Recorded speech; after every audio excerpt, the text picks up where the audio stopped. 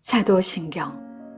나는 전능하신 아버지 하나님 천재 창조주를 믿습니다.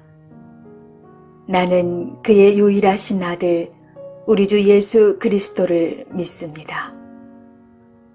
그는 성령으로 잉태되어 동정녀 마리아에게서 나시고 본디오 빌라도에게 고난을 받아 십자가에 못 박혀 죽으시고 장사한 지 사흘 만에 죽은 자 가운데서 다시 살아나셨으며 하늘에 오르시어 전능하신 아버지 하나님 우편에 앉아 계시다가 거기로부터 살아있는 자와 죽은 자를 심판하러 오십니다.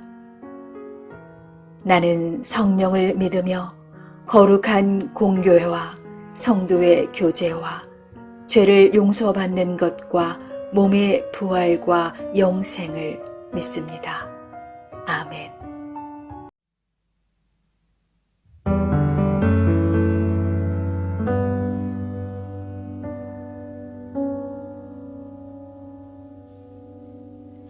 이와 같은 때에 난 노래하네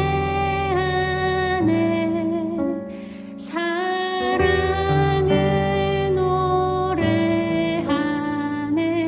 주님께 이와 같은 때에 손 높이 드네 손 높이 드네 주님께 주님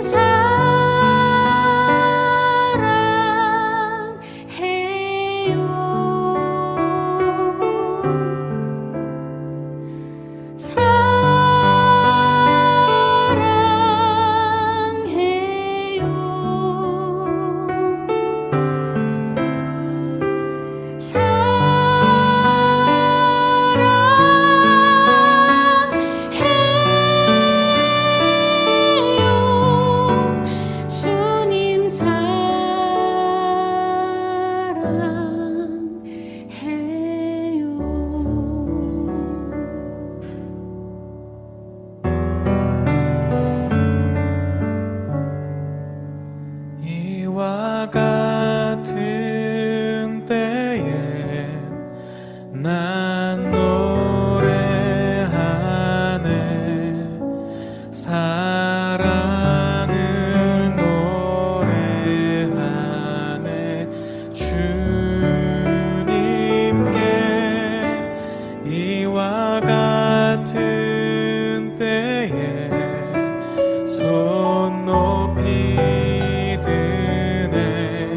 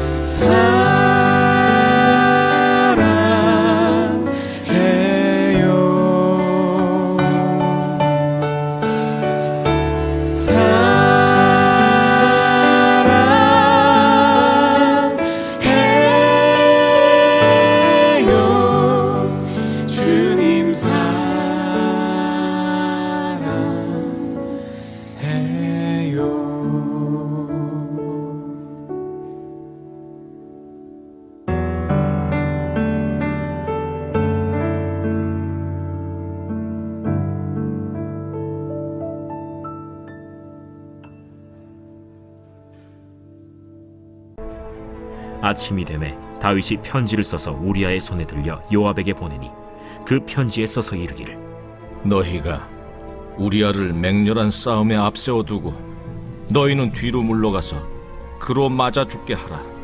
요압이 그 성을 살펴 용사들이 있는 것을 아는 그곳에 우리아를 두니 그 성 사람들이 나와서 요압과 더불어 싸울 때 다윗의 부하 중 몇 사람이 엎드러지고 햇사람 우리아도 죽으니라.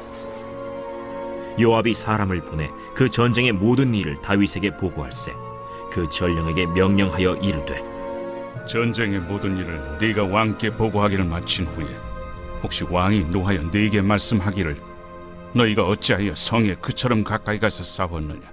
그들이 성 위에서 쏠 줄 알지 못하였느냐? 여룻베셋의 아들 아비멜렉을 쳐 죽인 자가 누구냐? 여인 하나가 성에서 맷돌 윗짝을 그 위에 던지매 그가 데베스에서 죽지 아니하였느냐?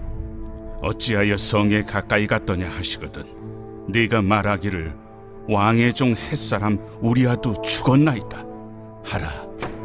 전령이 가서 다윗에게 이르러 요압이 그를 보낸 모든 일을 다윗에게 아뢰어 이르되 그 사람들이 우리보다 우세하여 우리를 향하여 들러 나오므로 우리가 그들을 쳐서 성문 어귀까지 미쳤더니 활 쏘는 자들이 성 위에서 왕의 부하들 향하여 쏘매 왕의 부하 중 몇 사람이 죽고 왕의 종 햇사람 우리아도 죽었나이다. 너는 요압에게 이같이 말하기를 이 일로 걱정하지 말라. 칼은 이 사람이나 저 사람이나 삼키느니라. 그 성을 향하여 더욱 힘써 싸워 함락시키라 하여 너는 그를 담대하게 하라. 우리아의 아내는 그 남편 우리아가 죽었음을 듣고 그의 남편을 위하여 소리내어 우니라. 그 장례를 마침에 다윗이 사람을 보내 그를 왕궁으로 데려오니 그가 그의 아내가 되어 그에게 아들을 낳으니라. 다윗이 행한 그 일이 여호와 보시기에 악하였더라.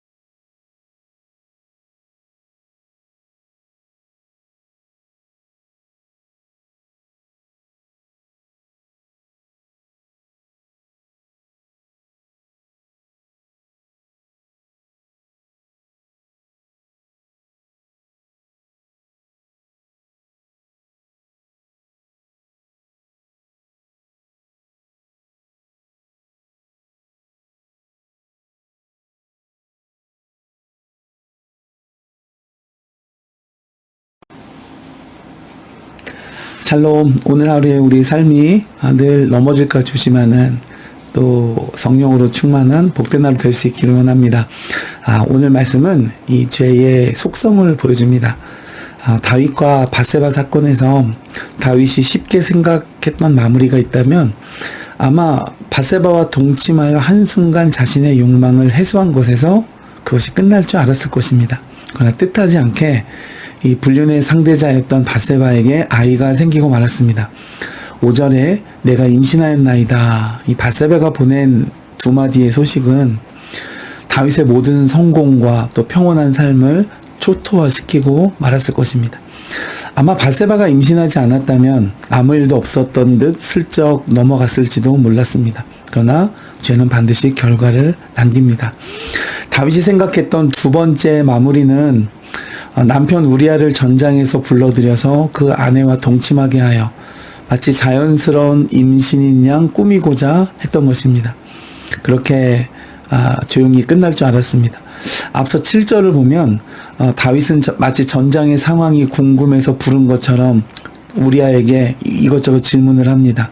그러나 사실 이 모습은 그 자신의 죄를 은폐하기 위한 위선적인 제스처였을 뿐입니다. 천하의 다윗이 점점 추악해져 가고 있는 모습을 우리는 확인할 수 있습니다. 7절 중에 안부를 물었다라는 구절의 원문 성경에 쓰인 단어는 샬롬입니다. 그러니까 이 단어는 사실은 자기 자신에게 되물었어야 할 질문입니다. 왜냐하면 그 다윗 자신의 내면을 대조해서 비춰주고 있기 때문이죠.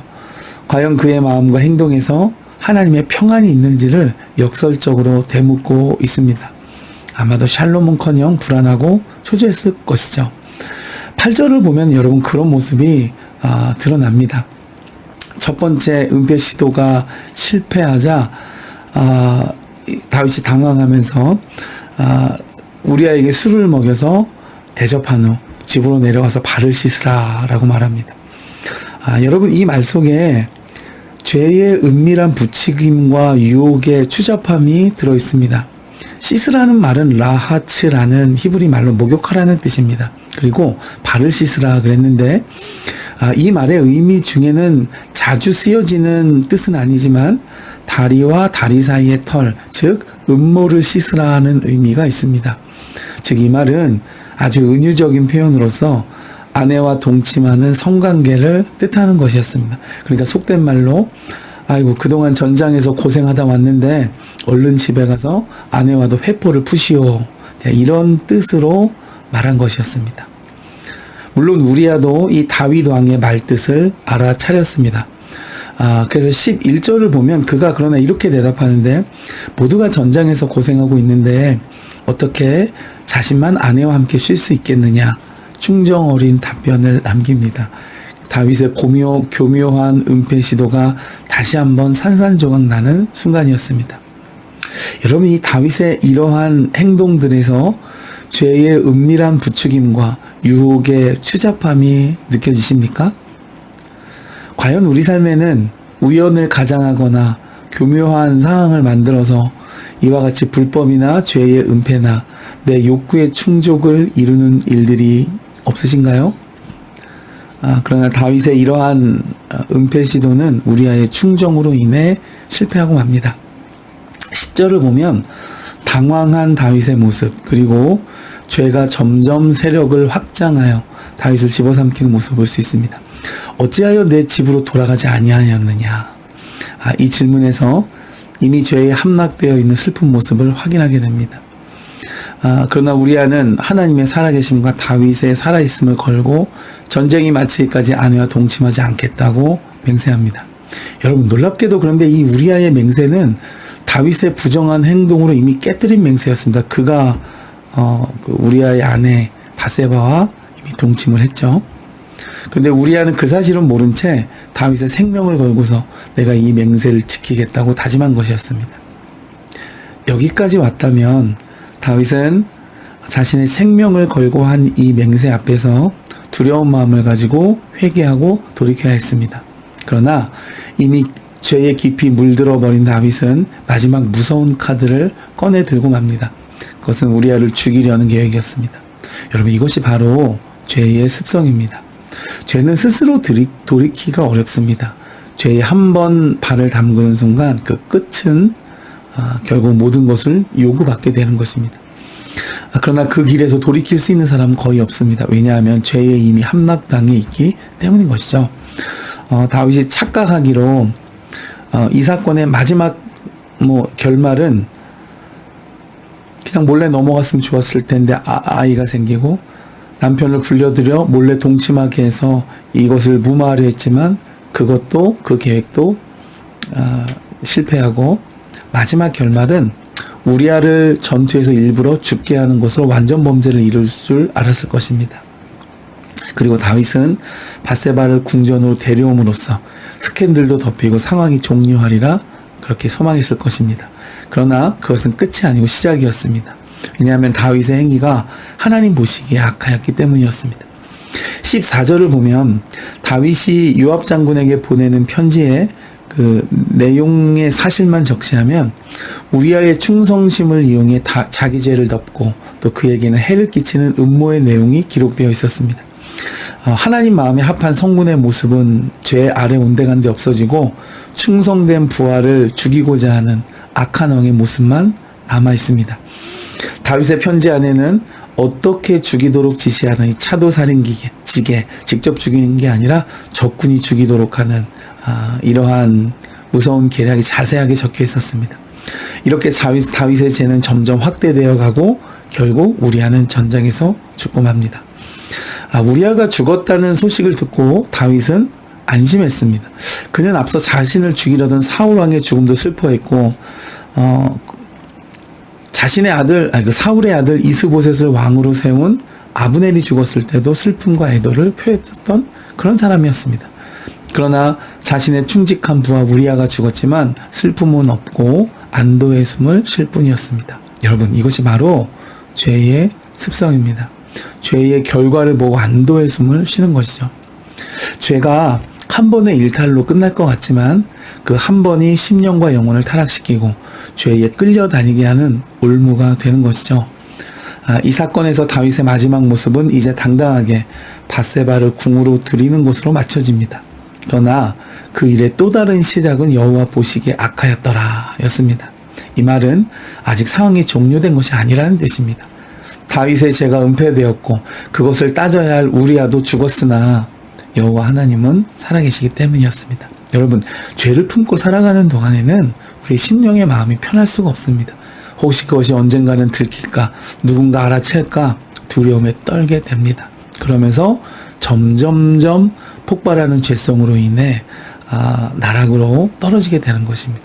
여러분, 아무리 작은 것이라도 마음의 틈을 허용하지 아니하고 우리가 죄 가운데 죄의 올무에 갇혀 늘 불안한 마음, 늘 안정되지 못하는 마음으로 살아갈 것 아니고 우리 마음의 주인 되신 성령 하나님의 은혜를 따라 작은 죄도 무섭게 여기고 하나님을 향해 정진할 수 있는 복된 하루 될 수 있기를 주의 이름으로 축복해 드립니다.